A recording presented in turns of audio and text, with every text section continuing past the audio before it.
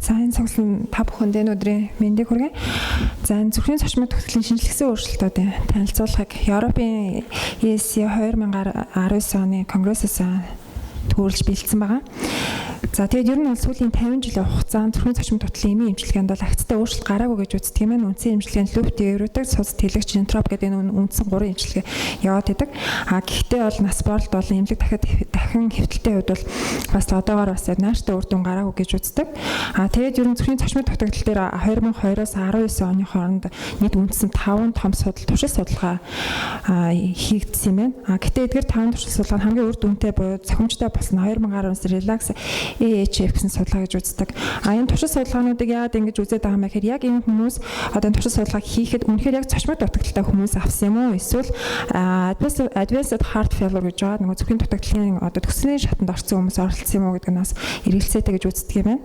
За тэгэхээр энийг эргээд нөгөө яг зүрхний цочмог дутагдал юу юм бэ гэдгийг заавал тодорхойлтноор дахиж авч үзэх хэрэгтэй гэж үзэж байгаа юм байна.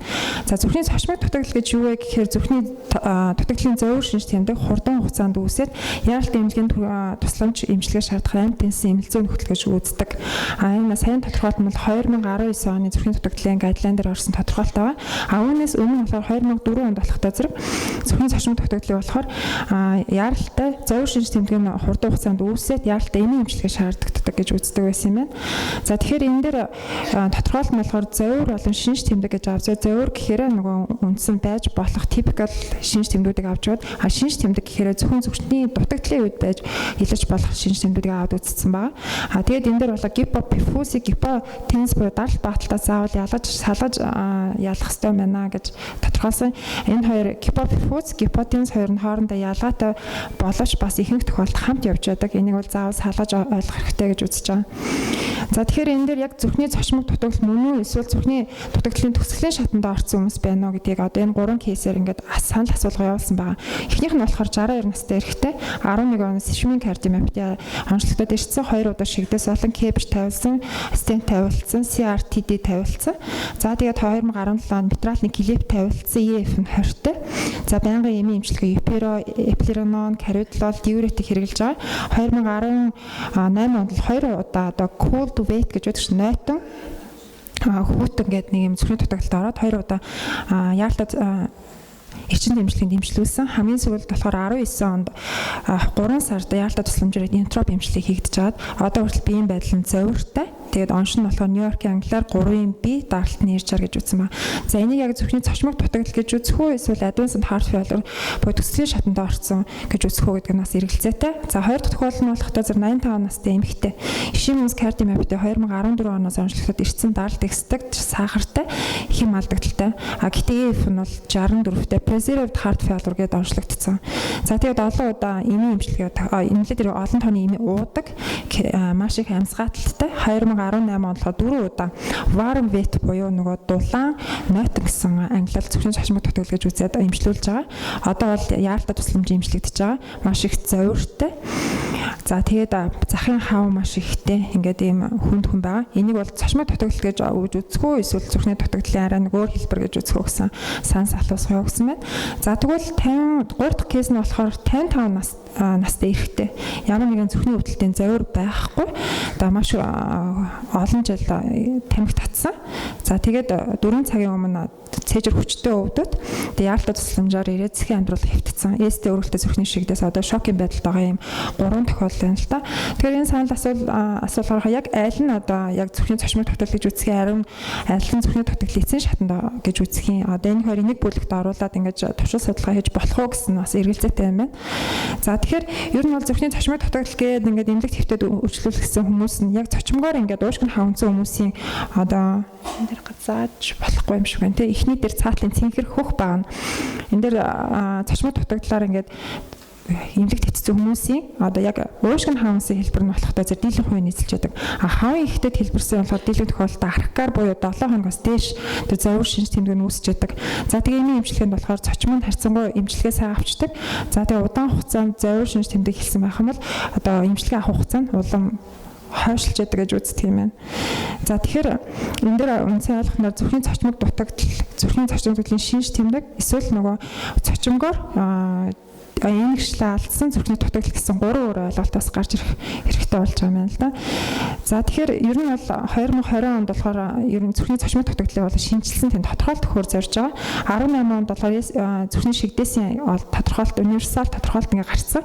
Үүнд болохоор зүрхний миокардын критерий оруулаад хэлбэрүүд, процедурын өөрчлөлтүүд, хүндрэлүүд оруулаад тодорхойлт өгсөн байдаг. Тэгэхээр энэ дараагийн 2020 онд болохоор зүрхний дутагдлын онцлогооны критерий, хэлбэрүүд болон биомаркерууд. За тэгээд цаашдын үнэлгээнээс нь хамаарат бас шинжилсэн тийм тодорхойлт өгөхөөр зорж байгаа юм байна. За тэгэхээр зүрхний цочмог дутагдал одоо байж болох хүмүүсийг таамаглах юм бол энэ зүрхний цочмог дутагдал мөн байна уу, амьсгалын дутагдaltaй байна уу, тийм үү, үгүй гэснээс хамаарат нөгөө аль ч тохиолдолд тийм гэсэн тохиолдолд аль нь болохоор яалтаа эрчим дэмжлэгийн тасагт хэвтүүлж дэмжлэх байгаа. За тэгэхээр яг зүрхний цочмог дутагдлыг онцолдог критериуд нь болохоор энэ мэдээж нэгдүгээр NT-proBNP, BNP-нүүд байдаг. Үүнд болохоор яг зүрхний цочмог шигдээс зүрхний цочмог дутагдал байна уу эсвэл бусад нөгөө шалтгаантай амьсгалын дутагдал байна уу гэдэг энэ ялгаа онцлоход маш үнэлэх хэрэгтэй. Тэгээ мөн 12 лидтэй зүрхний цахилгаан бичил, цээжний рентген зураг, бусад лабораторийн суур үзүүлэлтүүд болон за хэрэг тухайн нөгөө гемодинамикийн тогтворгүй байх юм бол 48 цагийн дотор боломжтой зүрхнийхөө хийх гэсэн критериуд байдаг. Тэгэхээр энэ дээр NT-proBNP хэсэг зөвхөн зүрхний цочмын дутагдал байхгүй гэдэг заавал ирээд ингээд санах хэрэгтэй. Зүрхний болон зүрхний бус хоёр янзын шалтгаан NT-proBNP хэсдэг. Тэгэхээр NT-proBNP-г болохтой зэрэг 3 үндсэн критерид ингээд хуваацсан байгаа. Энэ дээр нь болохоор дээр нь болохоор 50-аас доош настай байх юм бол NT-proBNP нь 300-аас доош байх юм бол зүрхний дутагдал биш ээ. Хэрэг 300-аас 45%, 300-аас 450 хооронд байх юм бол саарл бүс гэдээ оруулж байгаа. Саарл бүс нь ямар хүмүүсийг оруулаад байх юм бэ гэхээр нөгөө пульмонер эмболизмтэй, хатгаатай, тосгуурын жирэмтэй бөөрийн дутагдaltaй хүмүүс NT-proBNP-ийн энэ хэмжээнд ихсэж болох юм байна. Хэрвээ 450-аас дээш гарчих юм бол энийг яг зүрхний дутагдал гэж үзэж болно гэд 3 бүлэг аваад үзсэн. Гэхдээ энэ тоо маань 50-57 тэгээ 75-аас дээш наснд бол айгүй өндөр хэлбэрээр хэлбэлцээд ингээ явцсан байгаа. Тэгэхээр энийг бол шинжилгээ дахиад NT-proBNP хэмжээг шинэ суб группт ингээд англиад үзчихэж байгаа юм байна. За тэгэхээр бас ингээ зүрхний цочмог дутагдлыг онцлоход уушхины хаван байна уу гэдгийг онцлоход их бас ач холбогдолтой. Тэгэхээр энийг мэдээж хэрэг үзэлгээр, цээжний рентген зургаар, ультрасаунд орохоо биомаркерууд бол инвазив аргуудаар ингээд тус тус нь үнэлж болно гэж үзэж байгаа. За тэгээд хамгийн гол нь бас зүрхний дутагдал, цочмог дутагдлыг яаж ангилах вэ гэдэг асуудлууд бас тавигдж байгаа юм байна л да.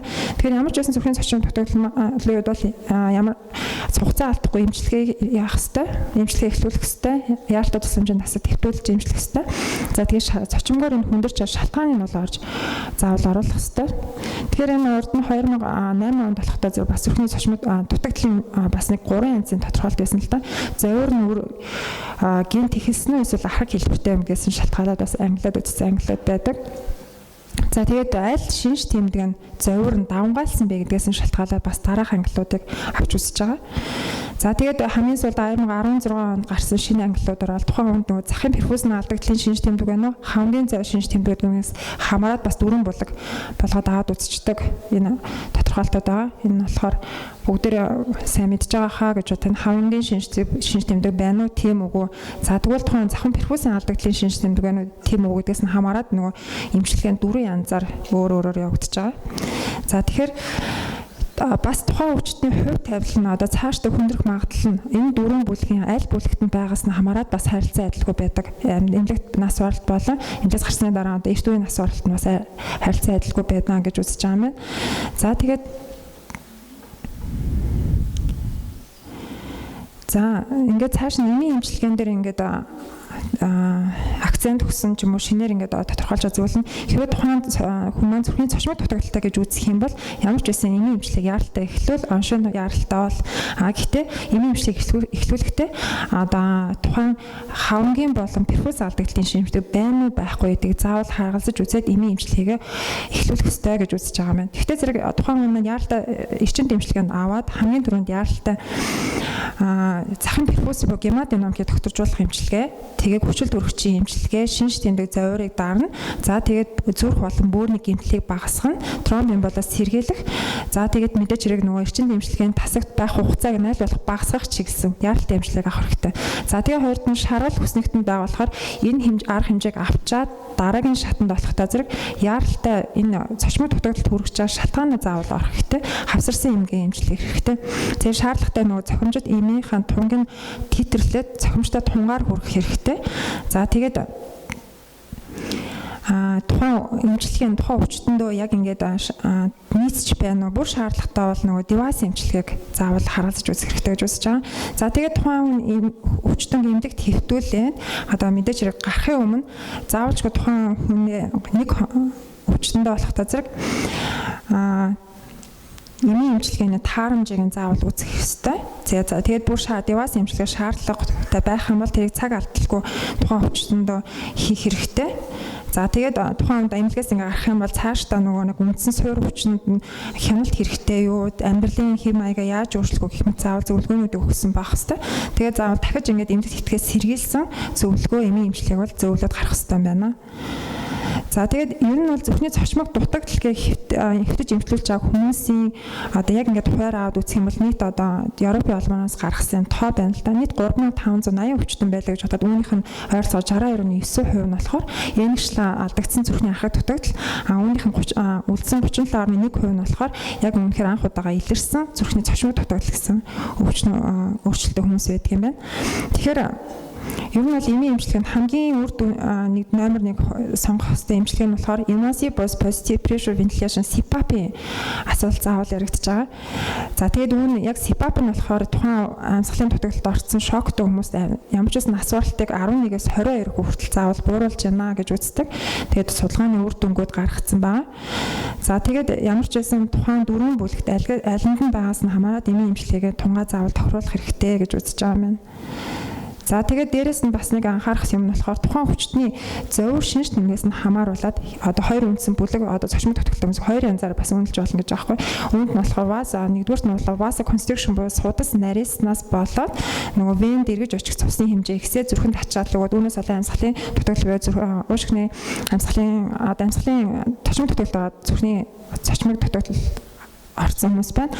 Эсвэл нөгөө low cardiac output буюу 100% хавлын цасалтын эзлэхэн буураад тэгээд нейрогормоналны актив мэдрэл шингэний одоо тогтолцоо нэтвчээ түүнээс болоод бөөрөнд нөгөө нэг давс болон ус одоо хуримтлагдах нь улам ихсээд ингээ хав уссан хоёр хүм төрлөөр ингээ ялгаж авч үзэх юм бол эмийн эмчилгээг хамгийн түрүүнд одоо хавын их буюу захын хавын ихсэн хүмүүст бол диуретик буюу loop diuretic-ийн тунгааг анхааралтай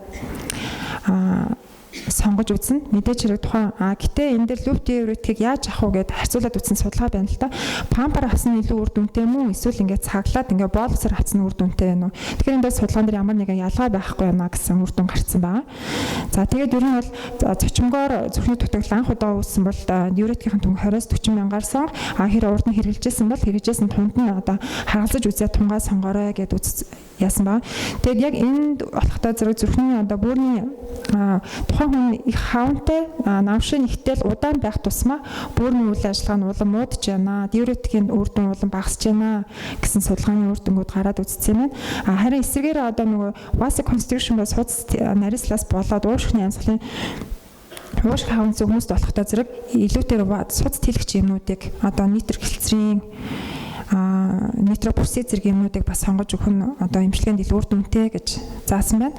За тэгээд бас интропийн судалгаанууд байна л да. Зүрхний цочмог дутагдaltaй удаан хугацаагаар өндөр тунгаар интроп авах тусмаа жишээ нь доптаминыг ингээд доптамин хэрэглээг хүмүүсийг харьцуулаад судалгаа гаргацсан. Доптамин удаан хэрэглээд өндөр тунгаар авсан байх тусмаа тухайн хүн эрт насваралт нь өндөр байна гэд гаргаад утсан судалгаа байна. За тэгээд дээрэс нь бас нэг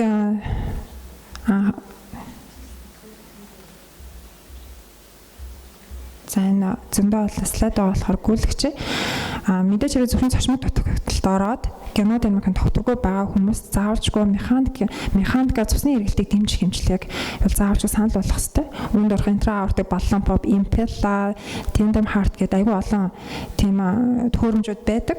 Тэгээ энэ төхөөрөмжүүд нь явж явсаар ямар ач холбогдолтой шаардлагатай юм бэхээр нэгдүгээрт нь энэ нөгөө яалтад одоо эрчим тэмцлэгэнтэй хугацааг нь багасгаж өгч байгаа. Яз бусад эрхтний нөгөө алдагдлыг буцаа хурдан сэргээж өгдөг. Тэгээ хоёрдогч тухайн хүн маань зөвшөөржүүл суулгах заалттай байх юм бол бриж болж өгдөгөөр илүү ач холбогдолтой юм аа гэж дүгнсэн юм байна. За баярлалаа.